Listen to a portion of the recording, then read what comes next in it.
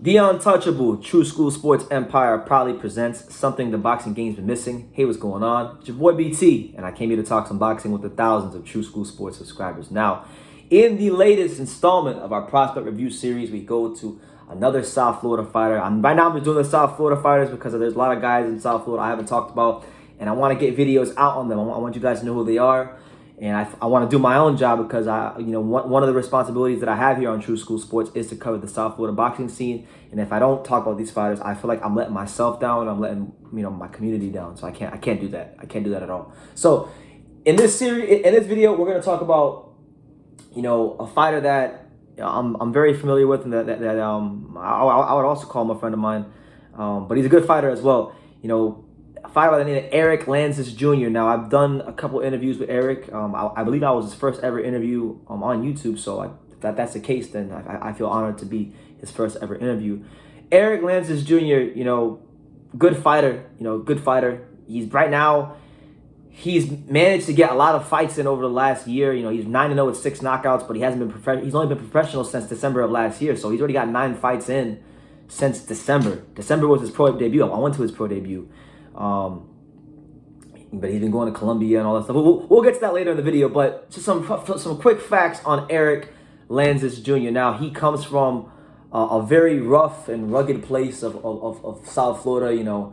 Everyone talks about Miami. Everyone talks about West Palm Beach and all these places that are so glamorous, and Dania Beach, where I'm from, and Fort Lauderdale. But he comes from a place that's like way out the way. Where very few people make it out and do great things for themselves.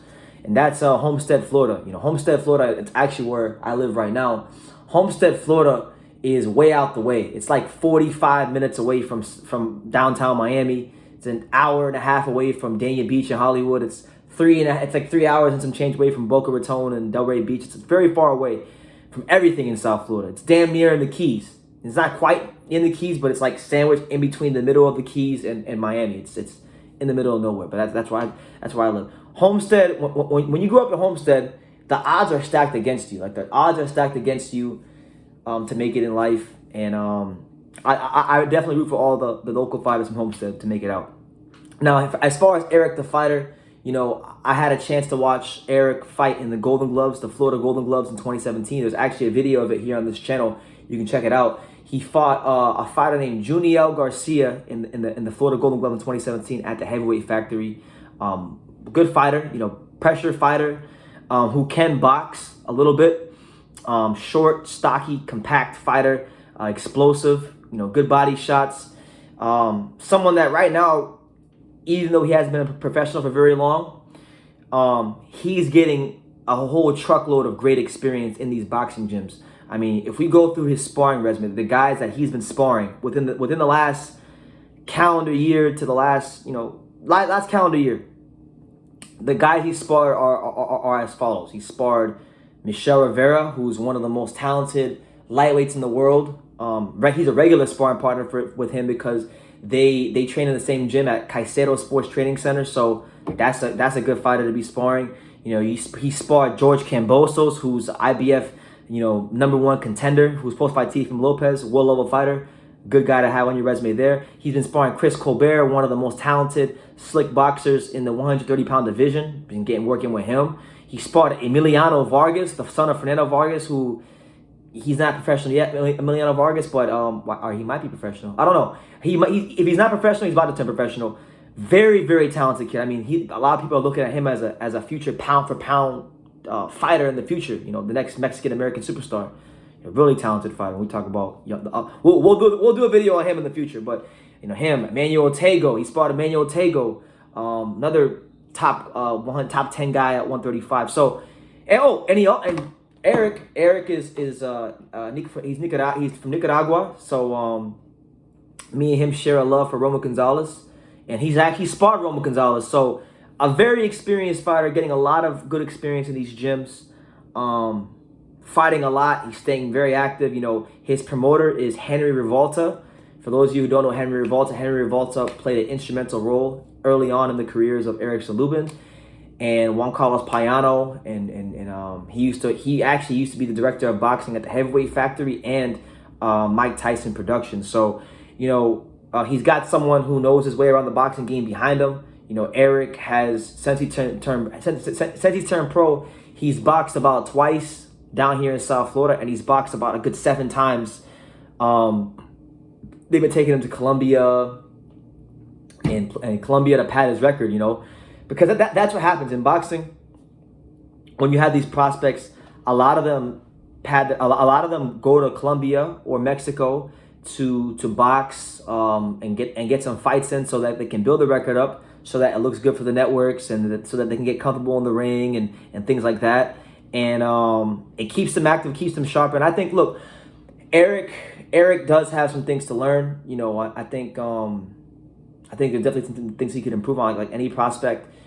You know, I'd like to see his boxing skills continue to get better, and I like to see him work on varying the speed of his punches, because if he masters the art of varying the speed of his punches with the way he throws body shots, I think he's going to be a very, very dangerous fighter.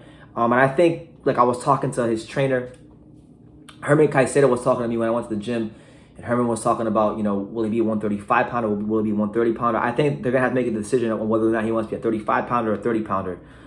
Personally, for me, I think he should try to get down to 130. I think that'd be most advantageous for him. But he's someone that, when I look at him, you know, when I look at fighters from the area of South Florida that people really are not talking about as much, I look at Erick as a guy that has a chance to be a world level fighter, because he's sparring world level fighters, he's carrying himself like a world level fighter, and you know, he's got good professional traits. You know, a lot of guys, especially the high level amateurs, they throw these little pity pat punches, and Erick wasn't like the 15-time national champion or anything like that, but he was a solid a solid amateur as far as in the state of Florida.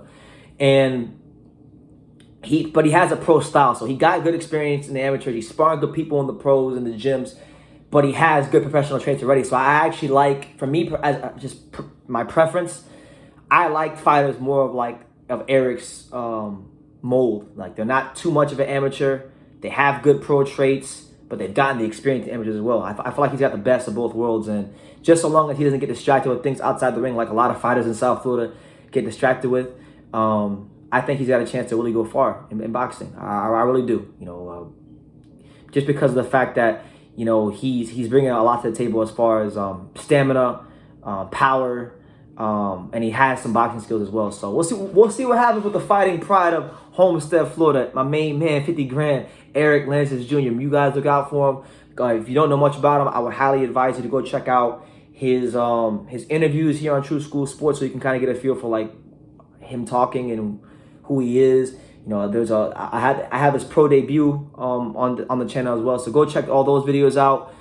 Follow his career, follow him, and yeah, man. Hopefully it's a great career for Erick. I got high hopes for him. So yeah, let me know what you guys think in the comments down below. Make sure you take the time to subscribe. And like I say in every single one of these videos, you can love me or you can hate me, but I'm just a kid from Daniel. So until next time, take care, guys.